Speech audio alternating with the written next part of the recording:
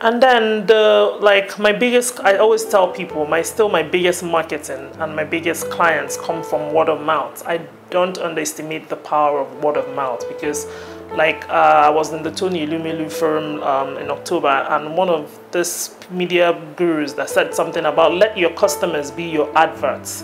And it's what is happening to us. Our customers are adverts, our biggest adverts, because you walk out of here with a bag. Oh, where did you buy this? Nneamaka.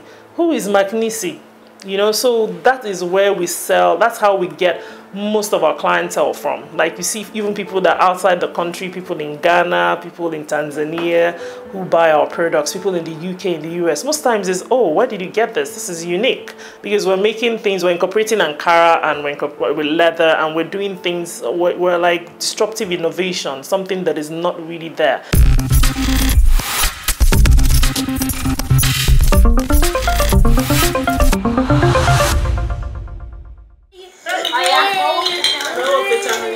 Surrounded by her 2-year-old triplets, Nneamaka says business takes a back seat to family, even as her ability to effectively multitask enables her to excel in both spheres.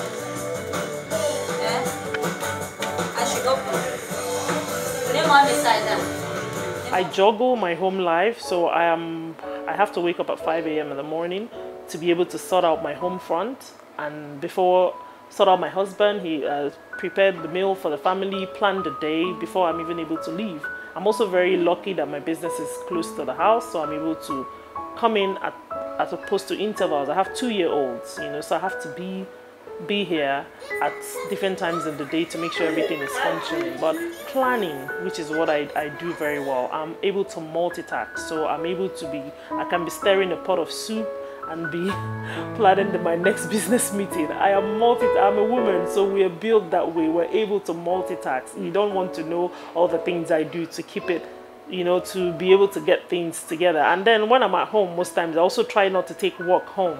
When I'm at home with the children, I have to be at home. I'm lucky to have a very supportive husband who has supported me through it all, and he's still supporting me. Like, he's a big part of all I do, because he's there and I'm able to bounce off ideas with him. So having my home, having my children now, it only pushes me and makes me to work even harder, you know, because now I know, I have 3+ sons, so obviously raising them up doesn't come cheap and all that, but it's just the joy that at the end of the day I get to go to work and I come back to my home and my children are there, you know, they're even there they're there for me to play with, to have fun with, to have something to go back to outside the business is big. The family is just a very big motivation for me, and just having them as a plus, you know, knowing that you have their support, not just my immediate family or my husband, is my mom, is my parents-in-law, is my brothers, my sisters, my big sister who's in the UK. She's a big force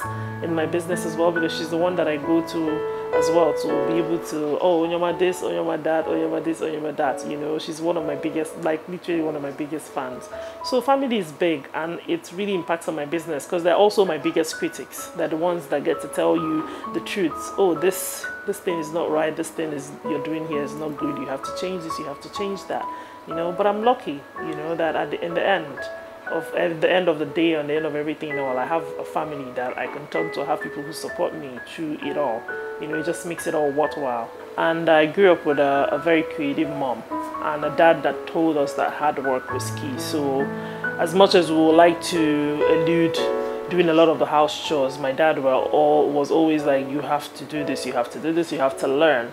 And because he was a businessman and he believed a lot in handcraft, he allowed my mom and supported her as much as she worked as well. She was able to do a lot of handiwork at home. My mom made pins, women hair pins, still makes beads still today. She knitted, she crocheted, we baked, you know. So we were taught very early on in life that hard work was key, and we had to learn to do things, whether we liked it or not. Growing up, we literally did it. So I think I will tell you that I was shaped, all the things you see today were from my parents, you know. Growing up, all I had to do, I was exposed to a lot of creativity around me. I had cousins, you know, who did all sorts, who were making their own clothes as young as they were at the time, you know. So this was kind of almost inbuilt.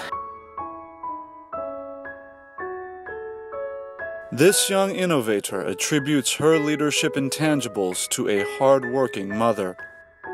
Growing up, my mom worked 9 to 5. So she would come back from work at 4:30 or 5. She would help us do our homeworks. She would look at what we had done, help us where we would, and then still go on and carry on with her business. She could be watching the network news and be crocheting. She could be watching the network news and be fixing, you know, there was always something going on because we were 5 children, you know, so she had to support my dad where she could. So I grew up with a mom who always did something, you know, who taught me the value of hard work, you know. My mom was able to give us the extra little pocket money on the side when we went back to school. So I had always grown up, in quotes, seeing her do something out of the ordinary. When I tell these stories to some of my friends, they didn't have that experience. You know, they want to see they want to understand where my drive comes from. But right from when I could remember, it had always been something. At Christmas, you know, like you have people buying or ordering their chin-chin or their snacks or whatever, we were making them in my house. So we were taught the value of making. So now I don't buy, I bake. I still make time and wake up some mornings or go to work, come back, and I'm in the kitchen baking. And now my children, the best treat is carrot cake. And I bake a very lovely carrot cake. And I took all these things from my mom, my aunties, and what I saw growing up. So that is really where this comes from.